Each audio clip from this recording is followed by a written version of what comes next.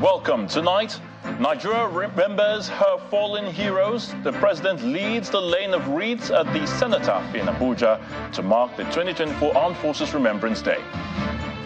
Governor Hope Uzodimma takes the oath of office to kickstart another 4-year term in Imo State, promises to deepen shared prosperity through massive infrastructure development. And the Minister of Finance, Wale Edun, lays out Nigeria's strategies to make the nation an investment destination as the annual World Economic Forum kicks off in Davos, Switzerland. On business news tonight, Nigeria's headline inflation hits 27-year high at 28.92% in December as high cost of food and transportation bite hard.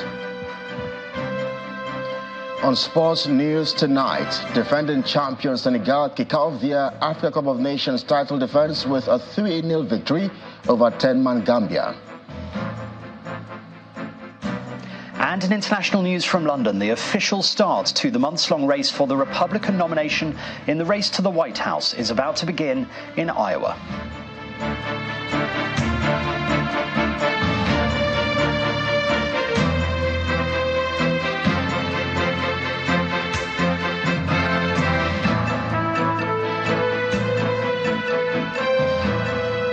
The nation has marked the 2024 Armed Forces Remembrance Day, an event to honor the men and women in uniform who have paid the supreme price for the protection of the country's territorial integrity. The president led the ceremony to honor the country's fallen heroes in Abuja, where he performed the wreath-laying exercise, followed by other top officials of government. Our State House correspondent, Larry Lasisi, reports. Men and officers of the Nigerian Armed Forces filing into position for the 2024 Armed Forces Remembrance Day celebration.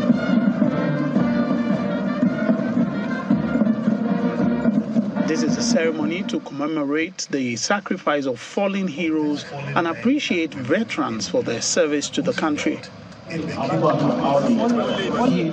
order of protocol, dignitaries arrive at the ground.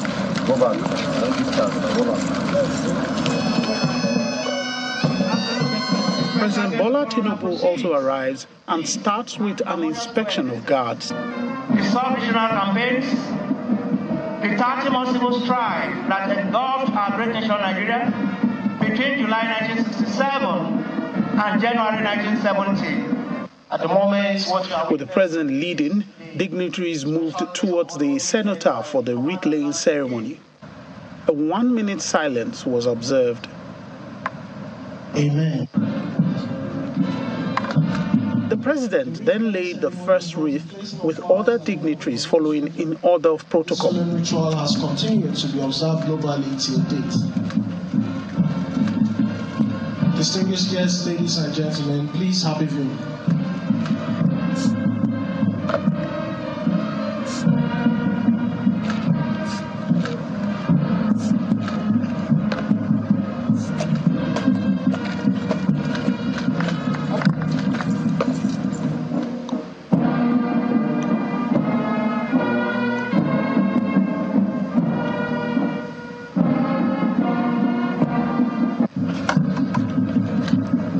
Among them is the national president of the Military Widows Association and the national chairman of the Nigerian Legion.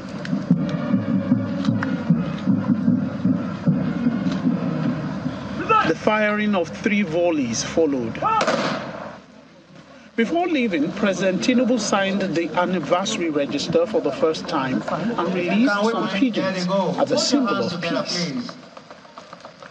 Speaking afterwards, some of the dignitaries had words of encouragement for servicemen and their families. And today's ceremony is just to signify to all of them that they are not alone, that we also mourn with them, and we continue to pray for God Almighty to console them and provide for the children and the siblings that they have left behind. My message to them is that they should not, that this government is with them, they will take care of them, and they will take care of their family. They should know that what they are doing is a noble cause and that we will be with them all the way. They should keep working very hard and rid also of this menace of the security challenges in the country. And I think they are doing wonderfully well now. Some of the widows at the event call for more intervention from the government. It's what fate has bestowed on us. Because they didn't allow our husband to grow old. Some died in their prime. And when you know a woman that didn't prepare for that journey, and fate bestowed that journey on her, that thing met her unprepared. So I'm crying as a mother, and I'm crying as a wife. By God's will, we are surviving. Our tomorrow is uncertain. For our children, for the widows, it's very, very uncertain. We will need employment slots for some of the widows and our kids. Because if you give our children a job, the work is less for the mothers. This ceremony is also meant to help citizens remember to honor the memories of those who have paid the ultimate sacrifice to keep this country united. From the National Arcade, Lanre Lasese, Channels Television News. In the south of the country, the nation's fallen heroes have also been remembered. Here in Lagos State, Governor Babajide is assuring the families left behind of continued support by the government. Security of Nigeria's territorial borders is the responsibility of the nation's armed forces. The men and women that carry out this important duty that puts their lives on the line. Unfortunately, some lose their lives in the process.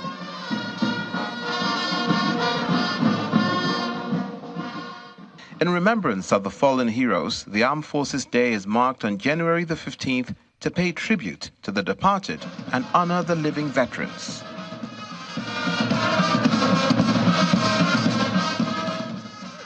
At the Tafawa Balewa Square, the Lagos State Governor Babajide Sanwo-Olu is here to do just that. But first, he inspects the Guard of Honor.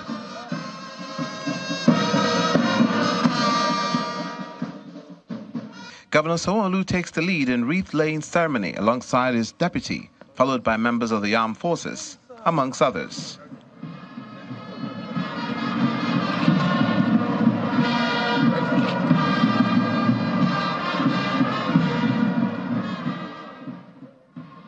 Then the gun salute follows.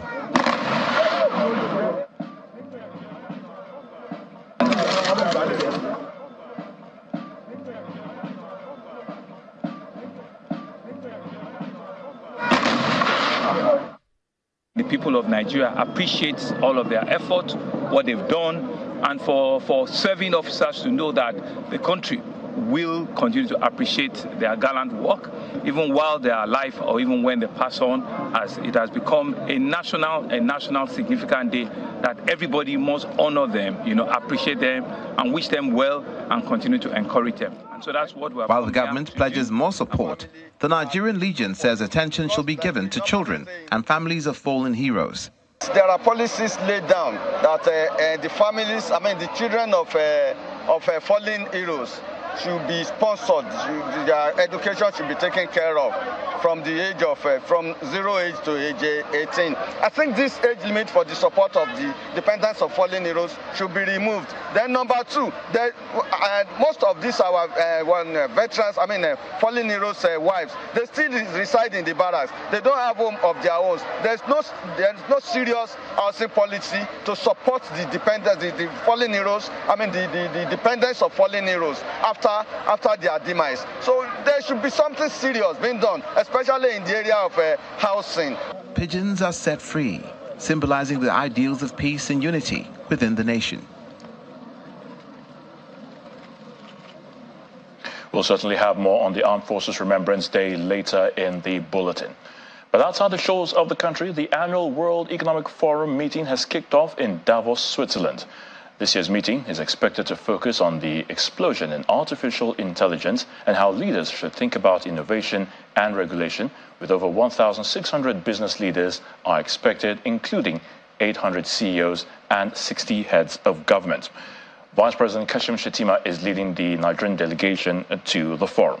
The Minister of Finance and Coordinating Minister of the Economy, Mr. Wale Edun, spoke on Nigeria's strategy at the global event. Snow-covered Alps of Davos, and on the road, it's icy, preparing visitors for a freezing weather. This is what 2,800 participants from 120 countries of the 2024 World Economic Forum are up for from January the 15th to the 19th. Significant matters of economic concern are on the agenda for the 54th annual meeting of the World Economic Forum. This year's theme, Rebuilding Trust, is against the backdrop of a complicated geopolitical and economic order, a tone set by the president of the forum at the pre-summit media briefing.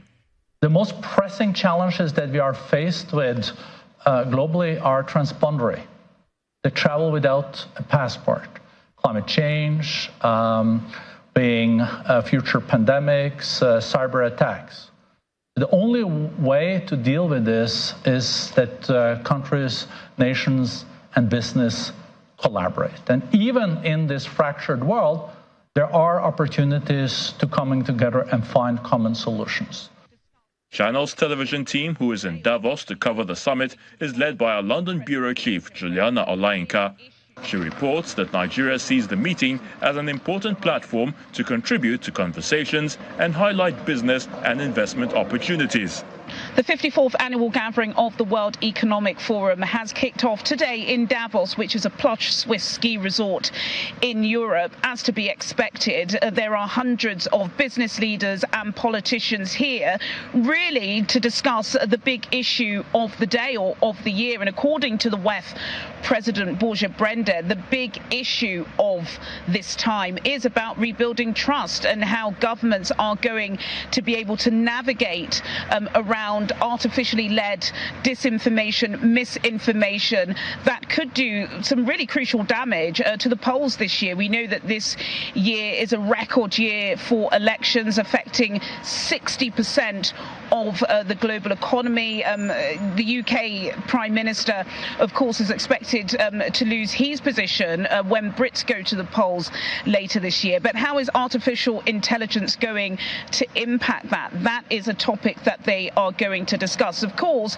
they cannot do that without looking at the geopolitical backdrop. There are Western-led strikes in Yemen because of the swathe of attacks that have been witnessed along the Red Sea. Of course, there is still that ongoing battle in the Ukraine. I do believe President Volodymyr Zelensky will be here again to speak with delegates and I presume plead for more arms and for more aid. And then, of course, there is the massive headache of the war between Israel and Hamas. And those are geopolitical issues. Of course, this does affect the world economy, but there are economic issues that need to be discussed, like high interest rates, record high inflation that does appear to be going down, but global growth is crawling. It's not going as fast as it should be. So those are the important issues of the day that are going to be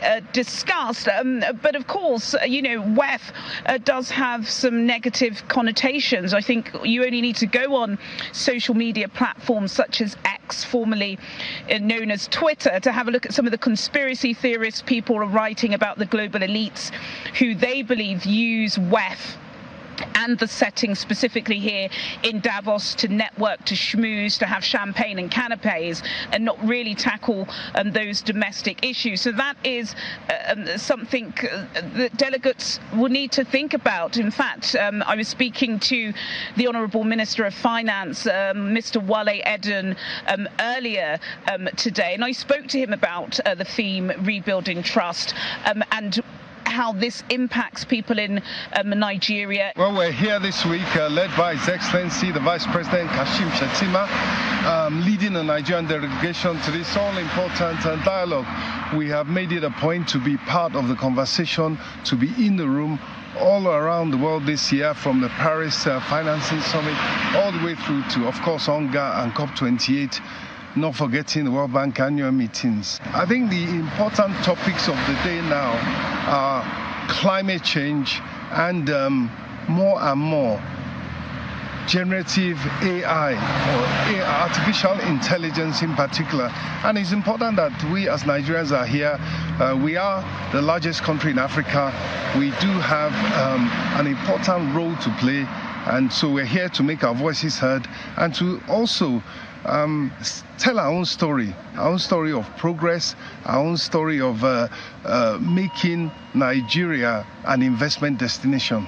Monday today has been pretty light, actually, although I expected it's going to get much busier later in the week. We know, of course, the Nigeria delegation is being led by His Excellency, the Vice President, Kashim Shettima.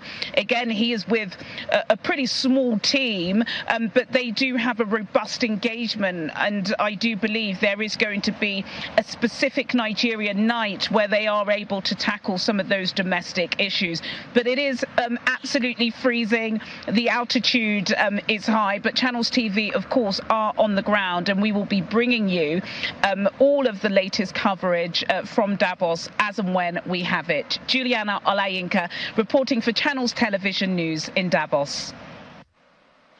In part two, after the break, Governor Hope Uzodimma, sworn in for another 4-year term in Imo State, promises to deepen shared prosperity through massive infrastructure development. Just stay with us.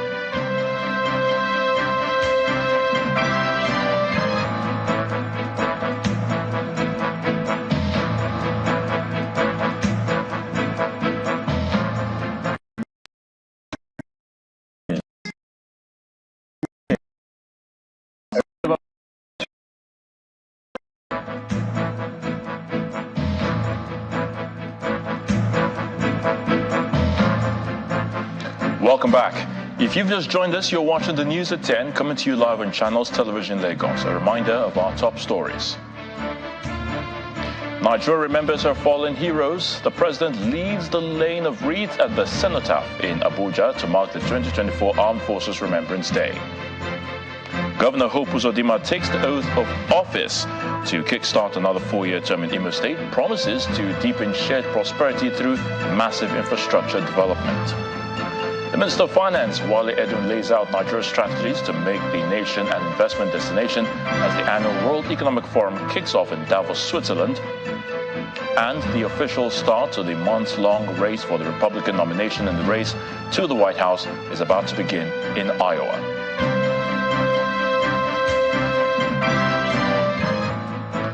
The governor of Imo State, Hope Uzodimma, has been sworn in for a second term in office alongside his deputy, Lady Chinyere Ekomaru. In his acceptance speech, Governor Uzodimma says his second tenure will focus on taking Imo State to the next level by deepening shared prosperity through massive infrastructure development. President Bola Tinubu, who graced the occasion, congratulated the people of Imo State for supporting the governor in winning a second term in office. Indigents from the 27 local government areas of Imo State, as well as dignitaries from across the country, including President Bola Tinubu, former President Olusegun Obasanjo, Senate President Godswill Akpabio, Speaker of the House of Representatives Tajuddin Abbas, converge on the Dan Anyam Stadium in Owerri, the Imo State capital, for the swearing-in ceremony of Governor Hope Uzodimma and his deputy, Chinyere Ekomaru. It's also a roll call of traditional rulers, which include the Oni of Ife, Adeyeye Ogunwusi, Obi of Onitsha, Nnemeka Achebe, King Jaja of Okpobo, Dandesin Douglas Jaja, and governors from across the country. The Archbishop of Owerri Catholic Archdiocese, Most Reverend Lucius Ugoji, takes the opening prayer. Through Christ our Lord. Next, the Deputy Governor takes the oath of allegiance and the oath of office administered by the Chief Judge of Imo State, Justice Teresa Chukwuemeka Chikeka. And I will strive to preserve. The governor swearing in is followed by the inspection of guards of honor. The Executive Governor of Imo State. In his inaugural speech, Governor Uzodimma thanks the people of the state for giving him the opportunity to lead them for a second term. My esteemed and beloved people of Imo State, it is to the glory of God that we are privileged to witness this momentous occasion of my swearing in as the Governor of Imo State for a second tenure. I am very mindful of the fact that this would not have been possible without your love and support at the governorship election of November 11th, 2023. Let me once more thank you all most sincerely for finding me worthy to be your governor again for the next 4 years. President Bola Tinubu describes the governor as a true Democrat and assures Nigerians that there is hope as things will get better soon.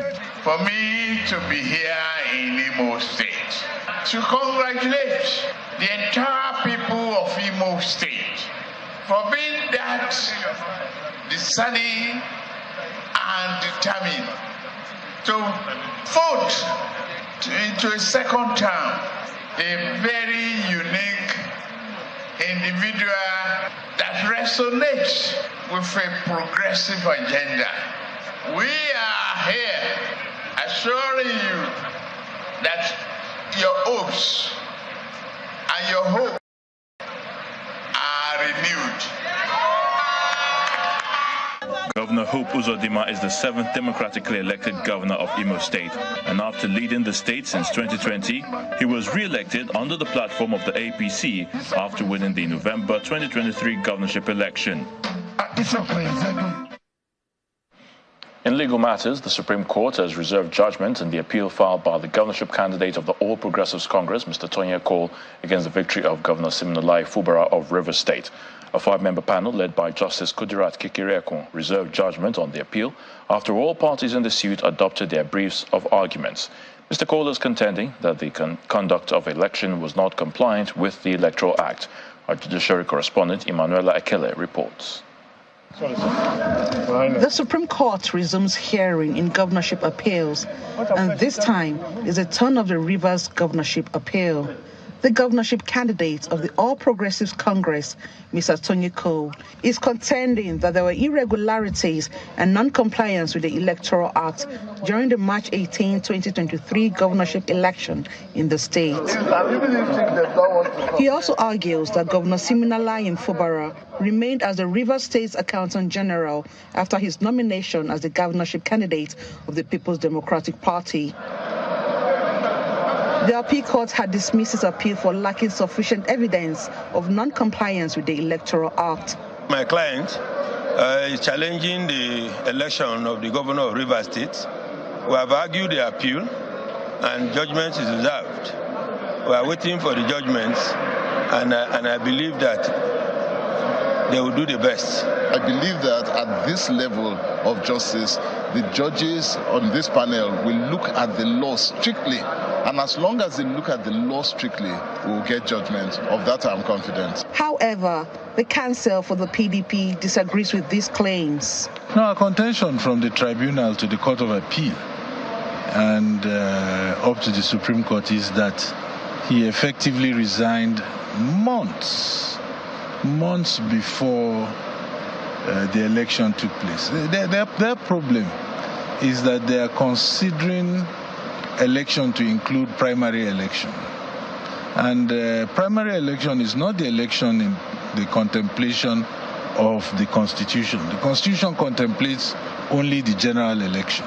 The Apex Court also dismissed the appeal of the governorship candidate of the Allied People's Movement, Mr. Innocent Echo, after it was withdrawn. The Supreme Court feels that having not his name registered on INEC result as to those who own the vote, but the party can also sustain the appeal.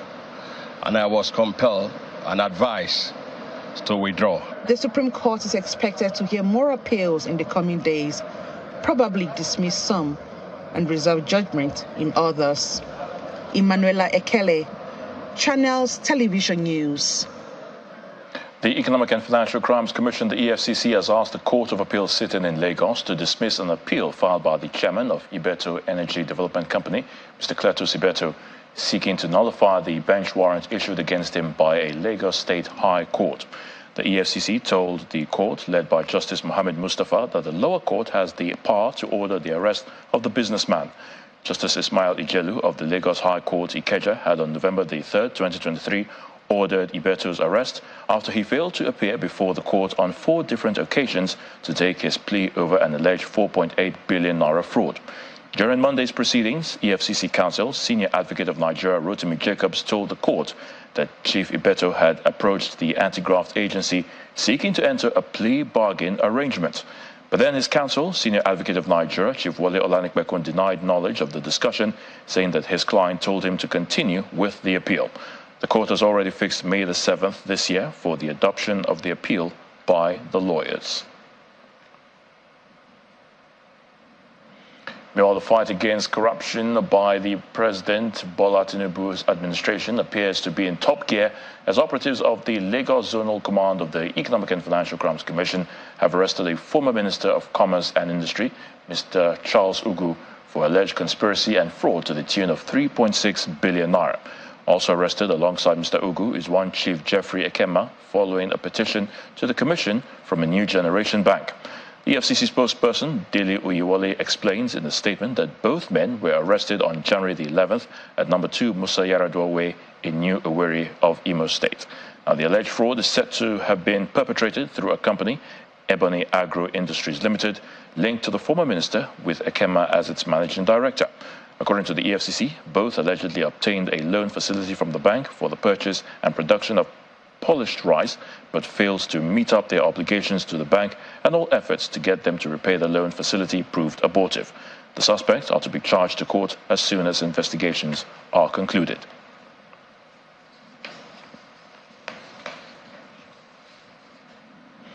Still ahead on the news at 10, Nigeria's headline inflation hits 27-year high at 28.92% in December as high cost of food and transportation bites harder. That's on Business News.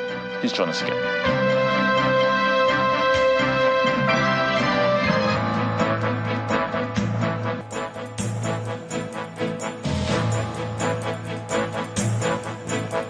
Of the 10 people recently kidnapped in the nation's capital, the Federal Capital Territory Commissioner for Public Complaints, Mr. Dalhatu Ezekiel, is appealing to the federal government to immediately declare a state of emergency in the Capital Territory.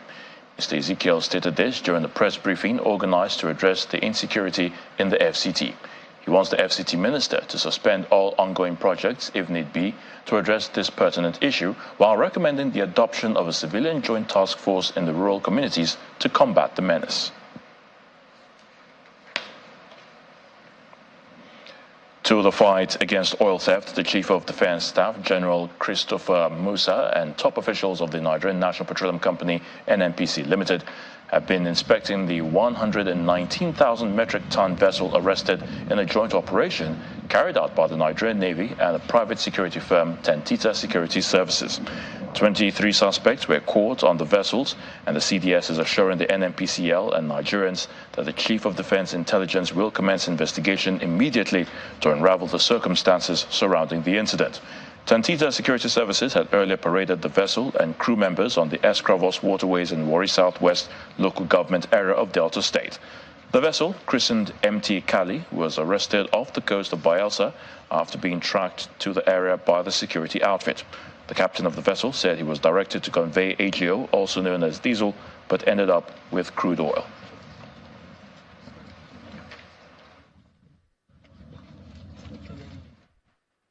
Back to our story on the Armed Forces Remembrance Day, and meanwhile, states across the northern part of the country participated in the event. Well, the governors laid the wreaths in remembrance of those who paid the supreme price while defending the territorial integrity of the country.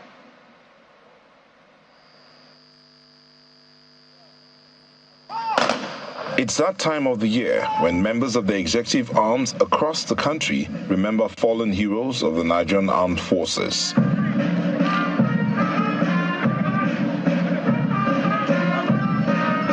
Colorful events held at various state capitals as the governors laid wreaths in honor of the ex-servicemen.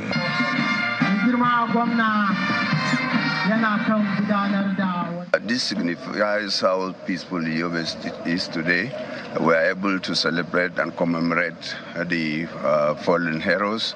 And going forward, we expect more patriotism, nationalism, to ensure that peace reigns in Yobe State as we are relatively enjoying our peace today. As we look forward to the future, let us recommit ourselves to supporting our armed forces, ensuring they have the resources, training, and care they need. We in Gombe are marking two events together.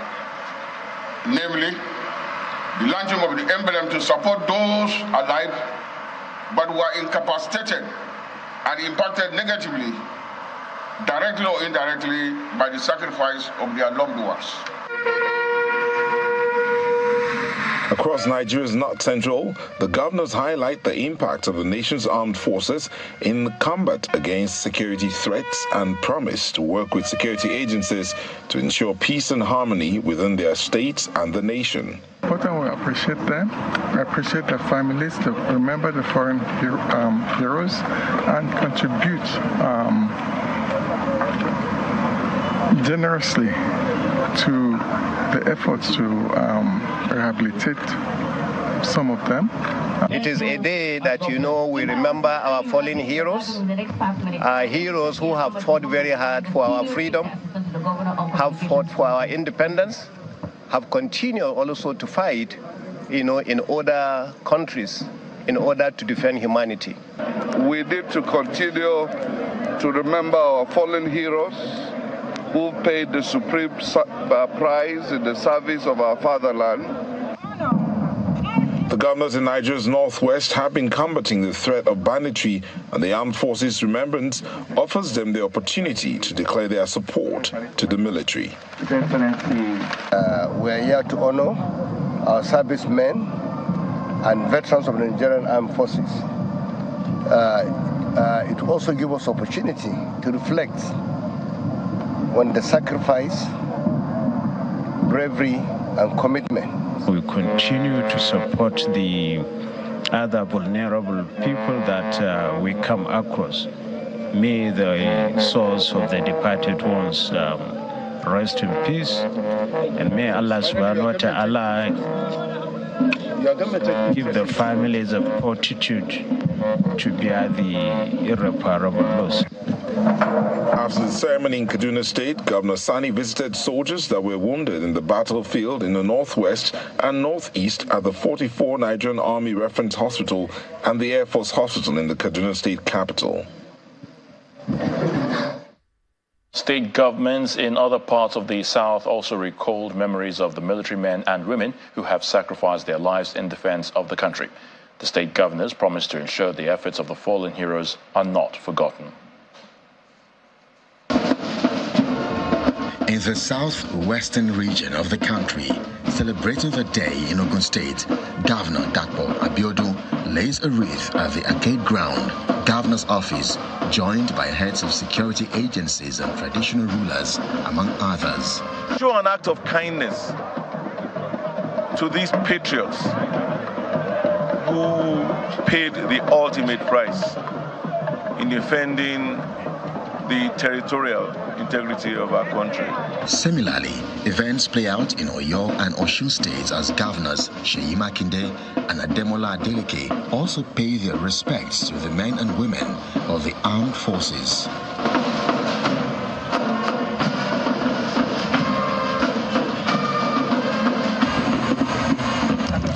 In the southeast, the Anambra State Governor, Professor Chukwuma Soludo, expresses gratitude to the men and women of the armed forces who paid the ultimate price in the defense of the country's peace and security. We pay glowing tribute to our heroes who died in the course of service. We also remember they are mostly men, the widows and the widowers. And at this particular moment, the legions and all those who retired from active service. May your days continue to be long. May you continue to have long life, healthy life. His counterparts in Enugu and Abia states also lay wreath and celebrate the fallen heroes of the Nigerian armed forces.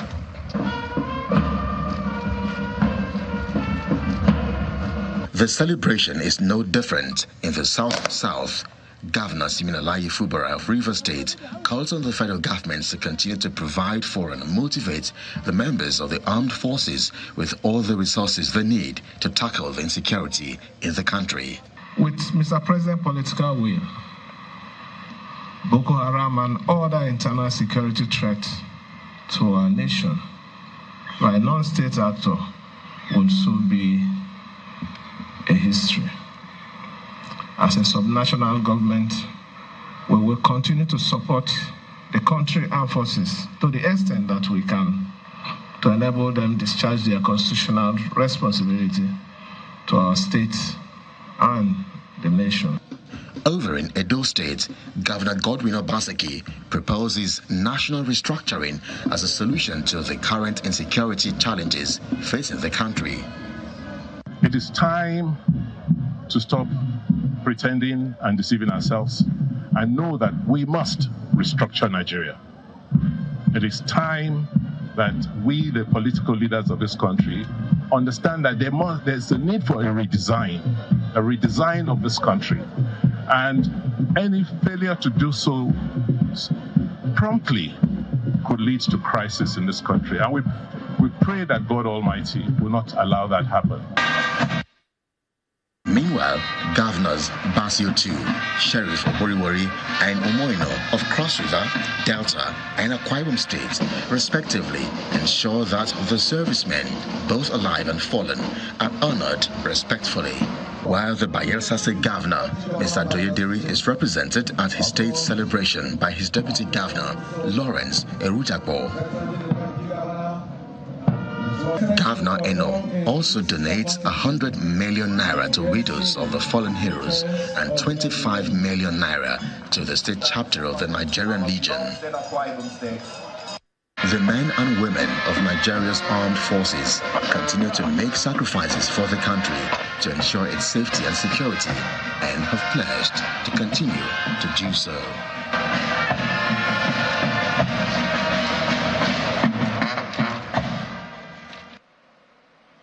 Business News is up next with Joka Rogers.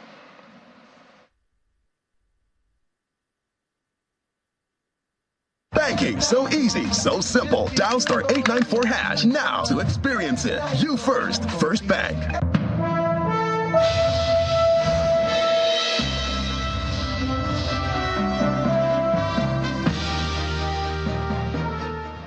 Thank you, Ayatunde. Welcome to Business News. Nigeria's headline inflation is up again, this time at a 27-year high of 28.92%, reached in last December, up from 28.2% recorded in November. The latest rise, the 12th consecutive time, comes as the country grapples with a continued rise in the cost of food items, transportation, as well as goods and services. Key highlights of the inflation report released today by the National Bureau of Statistics shows that the food inflation, which makes up a majority of the headline number, jumped to 33.93%, while core inflation climbed to 23.06% from the previous month. Maintenance of the Port Harcourt Refining Company will be outsourced to external operators, a move the Nigerian National Petroleum Corporation Limited believes will enable it to meet the nation's energy demands.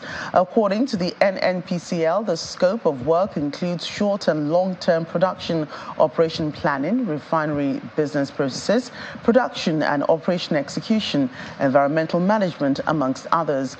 Interested operations facilities are required to register their companies for a bidding process through the NNPCL NIPEX electronic tender portal from now till January the 29th.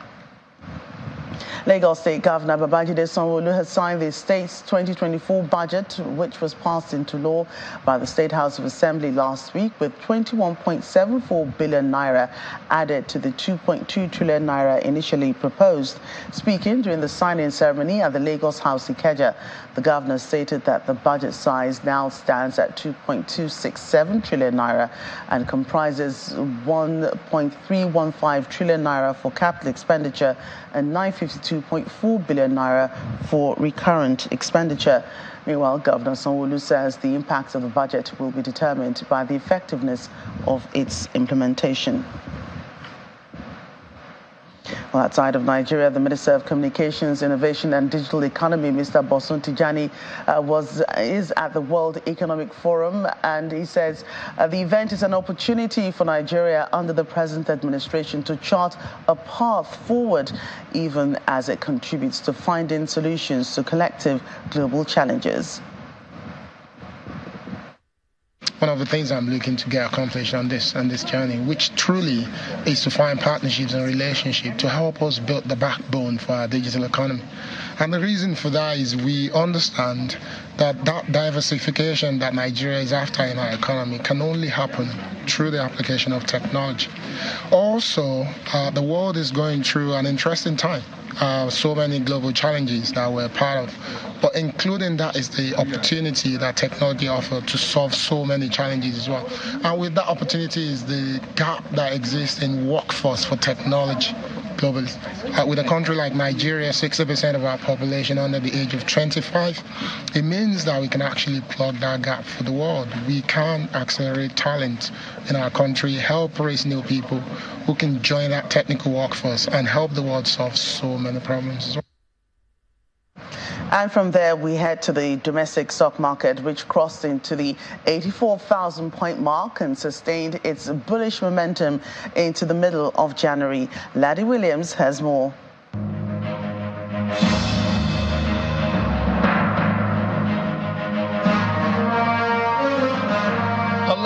Welcome to the Stock Market Report. Well, it's a brand new week, and the month of January continues in the green with a big over 1% jump there for the all-share index. We'll see the sectoral performance is all green. Banking counter 1.30%. Most of the figures up today. Consumer goods up about 1.78%.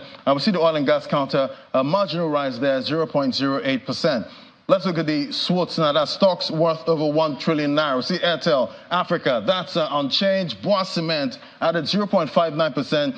Dangote Cement's a big move there today, adding 7.14%. And Zenith Bank, 3.60%. Geregu, for the first time, Geregu Power PLC crossed the 1 trillion naira market capitalization level, joining the SWOT group and the only power company listed on the NGX. So that's how your money performed today. Laddie Williams, the Bulls have it.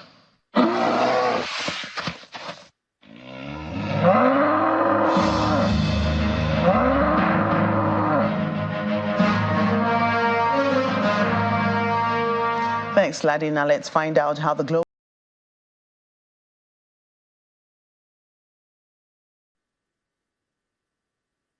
Banking, so easy, so simple. Dial *894# now to experience it. You first, First Bank. Many thanks, Joker. The Iowa caucus is top on the minds of Republicans who will get a chance to decide who becomes the party's presidential nominee at the elections later this year. So right now, there are 4 imposing candidates. Former President Donald Trump, who continues to tower over the party's future, Florida Governor Ron DeSantis, whose penchant for cultural clashes led him to declare what his state is where woke goes to die. Here's Simon Pusey with more international news and around the world in 5. Good evening and welcome to the channel's studios here in London with your international news around the world in 5. The official start to the months-long race for the Republican nomination in the race to the White House is about to begin in Iowa. Iowa is the first major statewide vote to decide who will be the Republican U.S. presidential candidate for the 2024 election. But voters will have to brave temperatures as low as minus 23 degrees Celsius after winter storms blanketed the state in snow and ice. Nikki Haley and Ron DeSantis are hoping a good performance here could give them a boost in the months-long race. But former President Donald Trump is the first choice for 48% of Iowa voters. That's according to the latest polling. I stand before you today as the only candidate who is up to the task of saving America from every single Biden disaster starting on day one. The disaster is what he's done. All he had to do is go to the beach like he always does and leave everything alone, leave the border alone. We have the safest border in history. Rishi Sunak has said his government will not hesitate to protect our security following joint US-UK strikes on Houthi targets in Yemen. He said the action aimed to send a strong message to the Houthi group that attacks on commercial shipping in the Red Sea were unacceptable. This is the first time Mr. Sunak has committed the UK to new military action since becoming Prime Minister in October 2022. Well, our aim is to de-escalate tensions in the region and actually restore stability back to the area. We faced an escalating series of attacks from the Houthis on commercial shipping, including an attack on Royal Navy warship. That's unacceptable. It's right that we took proportionate targeted action against military targets to send a strong message that that behaviour is unacceptable. It was a last resort. It came after the end of exhaustive diplomatic activity, including a UN Security Council resolution, and now I think it's incumbent on the Houthis to recognise the international condemnation for what they're doing and desist. But we, of course, will not hesitate to protect our security where required. Multiple houses and buildings in the Icelandic town of Grindavik have been engulfed in flames after lava surrounded them. Extraordinary drone footage shows the extent of the damage being caused by lava that spewed from the ground after 2 fissures opened up nearby. The town was originally evacuated in November after an earlier eruption, with some residents being temporarily allowed home. Defences were then built in December to prevent lava reaching homes, but some have now been partially breached. Ukraine's military says it has shot down a Russian military spy plane over the Sea of Azov in what analysts say would be a blow to Moscow's air power. Army Chief General Valery Zaluzhny said the Air Force had destroyed an A-50 long-range radar detection aircraft and a I-22 air control center. The A-50 detects air defences and coordinates targets for Russian jets. A briefing from the UK's Ministry of Defence said that Russia likely had 6 operational A-50s in service. The planes can cost hundreds of millions of dollars to build. One of Taiwan's latest diplomatic allies has cut ties with the island in favour of Beijing just days after a new president was voted in Taipei. Nauru, a tiny Micronesian island, was just one of 12 countries that kept diplomatic ties with Taipei. But in recent years, Beijing, which insists Taiwan is part of China, has been poaching its diplomatic allies. Taiwan suggests this latest loss is related to the weekend's election results, which angered China. The election saw voters pick pro-sovereignty candidate William Lai as their next president, a man Beijing has labelled a troublemaker over remarks he made in the past supporting Taiwanese independence, which it sees as a red line. And tens of thousands of people turned out to watch King Frederick X succeed his mother as the monarch of Denmark in a historic moment for the nation. The new monarch blinked back tears as he acknowledged the cheering crowds outside Christiansborg Castle in Copenhagen. King Frederick told a cheering crowd that he hoped to become a unifying monarch for the future. He also praised his mother, who formally abdicated an hour earlier, ending exactly 52 years on the throne. She is the first Danish monarch to voluntarily abdicate in over 800 years. And that's your international news around the world in 5. Now back to the channel's studios in Lagos.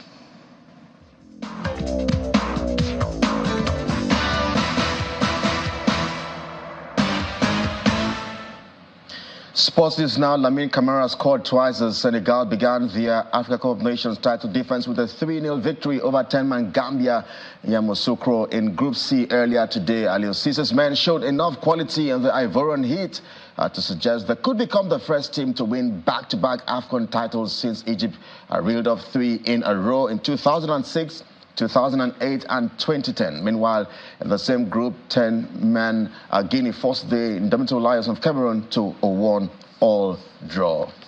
Away from the continent, Lobby Stars of Makurdi have displaced Remo Stars at the top of the Nigeria Premier Football League table despite a 1-all draw against visiting Kano Pillars in March Day 18. Katsina United beat Remo Stars 2-0. Bayelsa United defeated Bendel Insurance by 2-0, and Sporting Lagos were held to a 2-all draw by Shooting Stars of Ibadan.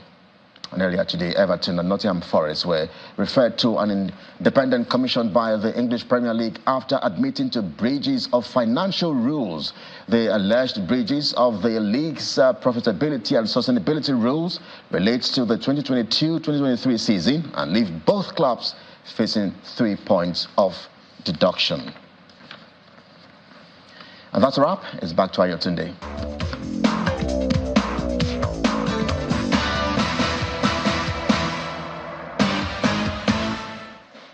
Thank you, Kelly. And the main news again.